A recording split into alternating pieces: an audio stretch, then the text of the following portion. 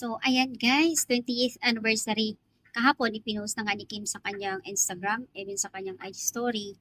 So, nagpapasalamat naman siya sa lahat ng mga supportive magmula dun sa ABS-CBN bosses, sa kanyang mga endorser, sa mga supportive Kim Pao fans, mga Kiminatics. Pinapasalamatan niya sa lahat-lahat. Since D1 na siya po ay pumasok sa PBB hanggang ngayon yung kanyang journey na kumbaga maraming natulungan. Pinagdasal niya noon na umabot sa ganito na magkakaroon ng matulungan ang kanyang family. Granted, ayon sa kanya, basta wag lang mawala ng pag-asa and dasal lang palagi, walang imposible. So, ayan guys, sa kanyang story dito, sa kanyang post, sobrang nakaka-amaze, sobrang nakaka-touch din kasi sa dami niya pinagdaanan at ito na nga, dami niyang natulungan, lalo na sa kanyang pamilya, nagkakaroon ng achievement, kaya nagpapasalamat siya sa lahat ng boses sa ABS-CBN. Sabi niya, to ABS-CBN family, thank you so much for being my home for the last 20 years. And thank you to all our bosses and everyone behind the scenes for the trust and guidance and opportunities to make caption emoji heart. And to all the brands who believe in me and entrusted me with the representing your names, thank you so much. And most importantly, thank you, Lord, for every answered prayer, every closed door, and that protected me, and every blessing that changed my life. Oh, totoo naman, walang imposible talaga pagka tayo ay magdadasal. Di ba nga, nung nasa PBB pa lang si Kim, kung nasubaybayan natin, di ba, grabe yung kanyang effort, yung kanyang pinakita na sa kanyang skills, sa kanyang pagiging talented, sabay yung panandasal. Siyempre, noon, hindi, ayon yan sa, ito makatotohanan naman, hirap naman talagang buhay ni Kim noon. Pero hindi naman masyado hirap, sakto lang. Kaya lang, yun yung pangarap nga niya na makapasok dito. Kaya nga nag-effort, kaya pinakita yung pagiging talented niya. Kasi para makatulong sa kanyang pamilya. So, ano ngayon ang napala ni Kim, di ba? Sobrang nakaka-touch kasi lahat ng prayer, ang lahat ng na pinagdasal niya, na granted.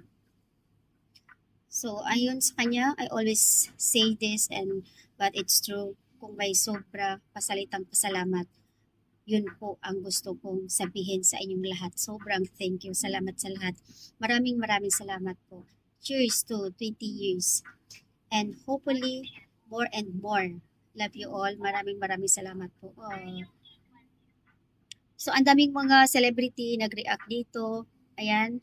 At syempre naman, ang unang nagpapasalamat o unang congratulations ang Kim Pao. Lalo na si Paolo Abilino. Sobrang thankful siya.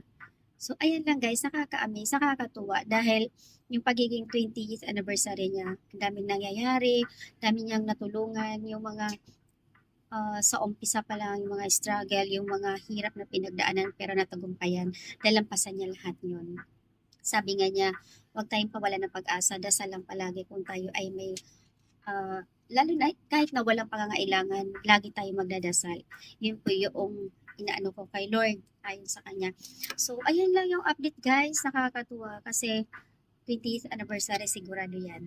Sa katunayan nga, ipinost na nga ng ABS-CBN Star Magic yung kanyang pagiging 20th anniversary. Kahapon, ipinost niya. So, ang daming nagre-repost yun guys. So, thank you so much, all Kim Pao. Tuloy-tuloy lang ang support natin sa ating Kim Pao. And sana more project and sana sila pa rin habang may andyan sila, tuloy pa rin yung kanilang pagsasama as a Kim Pao love team, kung ano man yung mga previews, kung ano man yung mga past na pinagdaanan nila, pero yung mga bashers, andyan lang palagi yan. Kumbaga sabi nga ni Kim, sanay na ako sa mga pababash, basta lagi akong nagdadasal, alam nyo po yan Lord, sabi nga niya. And kung ano man yung mga pinagdadaanan, nalagpasan niya yun. Kaya thankful tayong lahat. So guys, thank you so much.